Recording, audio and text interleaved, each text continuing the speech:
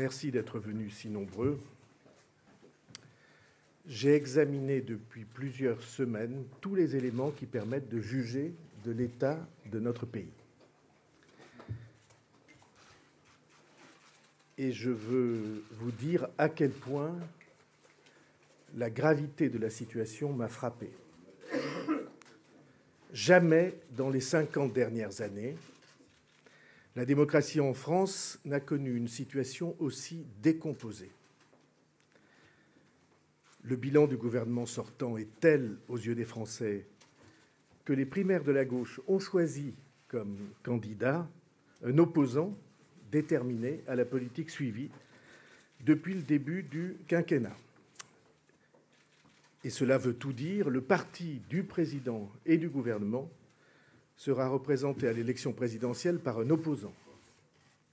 À droite, le dévoilement des affaires révèle non seulement l'existence de privilèges et de dérives, mais ce qui est plus choquant encore, l'acceptation tacite et presque unanime de ces abus.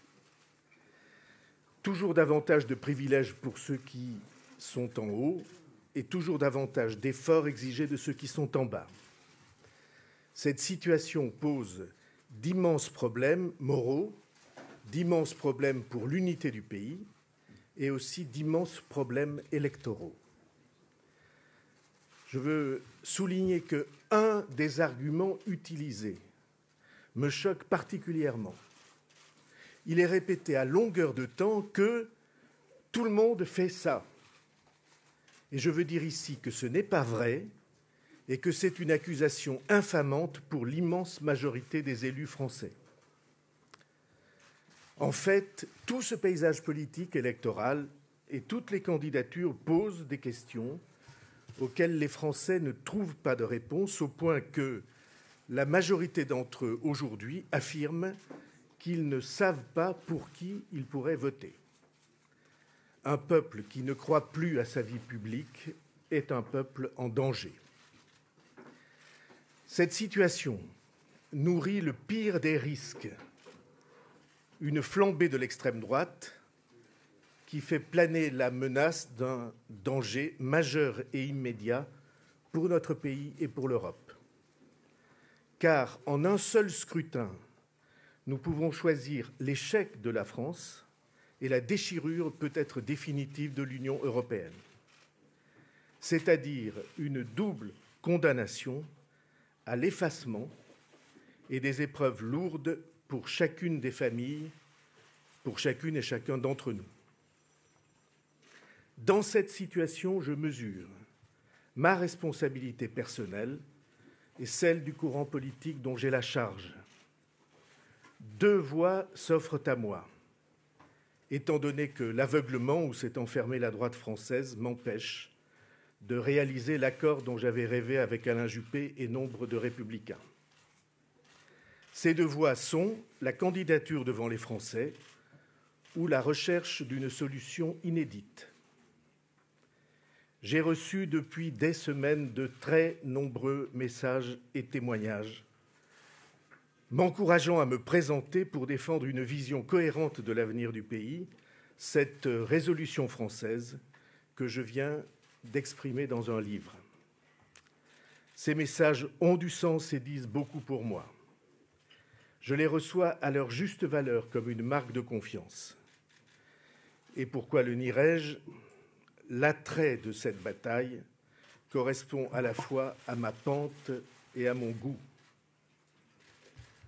Mais nous sommes dans une situation d'extrême risque.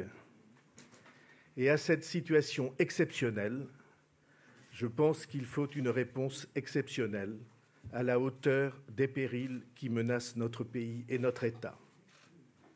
Or, j'en ai la certitude, la dispersion des propositions et des suffrages ne peut qu'aggraver ces périls.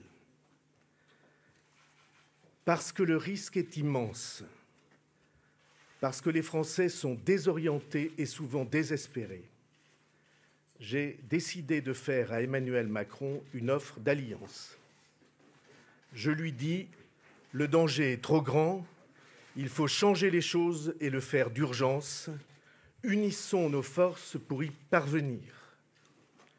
C'est sans doute un geste d'abnégation, mais ce sera aussi, je le crois, un geste d'espoir pour notre pays. Cette offre d'alliance comporte des exigences qui sont toutes d'intérêt général.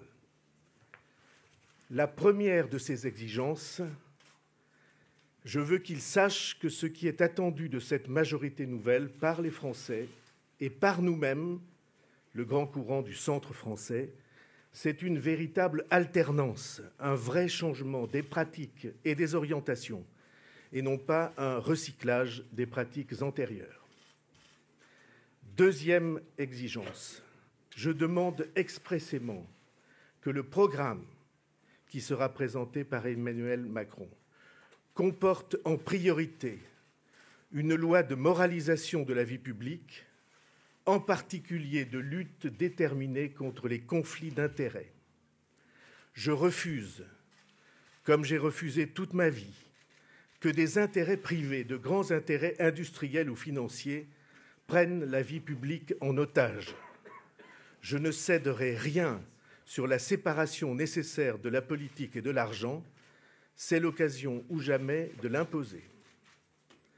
Troisièmement, je souhaite qu'il soit clair que la France résistera à la pente universelle qui cherche à réduire sans cesse la rémunération du travail, indépendant ou salarié.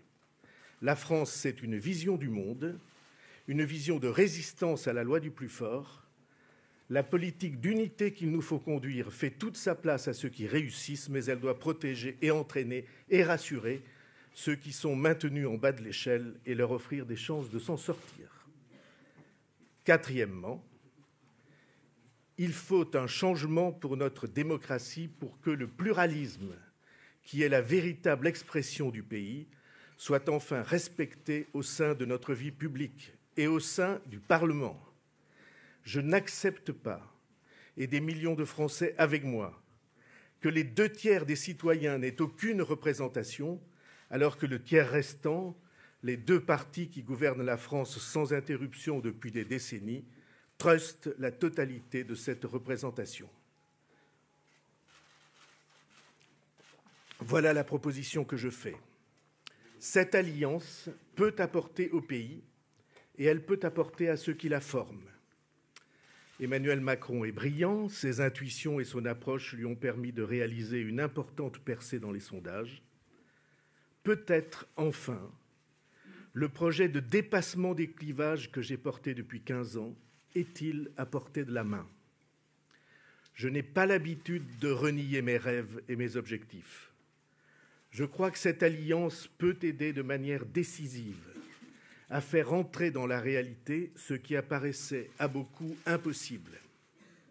Si nous y parvenons, nous pouvons faire de grandes choses ensemble pour un pays qui a besoin de croire à nouveau à quelque chose, à une voie nouvelle que la force des habitudes avait empêchée depuis 50 ans pour son plus grand malheur. L'enjeu de cette alliance, si elle se crée, c'est de rendre l'espoir aux Français déboussolés. Je veux y ajouter une note plus personnelle. Je crois que cette alliance peut être aussi une entente, d'homme à homme, de courant à courant. Nous avons des approches différentes, des expériences politiques différentes, des enracinements différents. La confrontation de ces visions et de ces idées, l'influence de l'une sur l'autre, la conviction des uns partagée avec la conviction des autres apportera à la campagne électorale et beaucoup aussi à l'aventure humaine qu'une telle campagne suppose et représente. Une majorité, cela se construit à partir d'histoires différentes, de familles politiques différentes, à condition qu'elles soient respectées en elles-mêmes et pour elles-mêmes, avec toute leur identité, toutes leurs armes et tous leurs bagages. Voilà le parti que j'ai pris. J'ai toujours été du côté des rassemblements quand le pays est en difficulté ou en danger. J'ai la conviction qu'il sera impossible, après l'élection présidentielle et les élections législatives, de gouverner la France sans d'importants efforts de coopération et de travail en commun des grandes forces démocratiques de la droite républicaine jusqu'à la gauche réformiste, en passant par le centre indépendant. En faisant cette offre d'alliance, c'est cette nécessité du rassemblement que j'ai présente à l'esprit comme un horizon nécessaire pour notre pays. Je suis heureux de pouvoir montrer aujourd'hui, autrement que par des mots, que l'heure exige que nous dépassions nos intérêts personnels et partisans pour construire l'avenir que la France mérite. Je vous remercie.